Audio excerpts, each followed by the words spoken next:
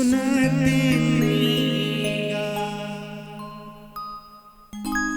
अभी मेरे इस भजन का डिस्को वर्जन थोड़ा देर पहले मैं सुन रहा था पीछे से, जिसको छत्तीसगढ़ का बड़ा मार्मिक भजन है, उसको अभी थोड़ी देर पहले मैं डीजे में सुना। अब ओरिजिनल आप लोग सुन लो, सुनोगे ना?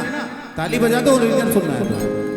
हालत नहीं का दौलत नहीं का, हालत नहीं का दौलत नहीं का, गुरबत राखी देवता सुनते नहीं का, गुरबत राखी देवता सुनते नहीं का।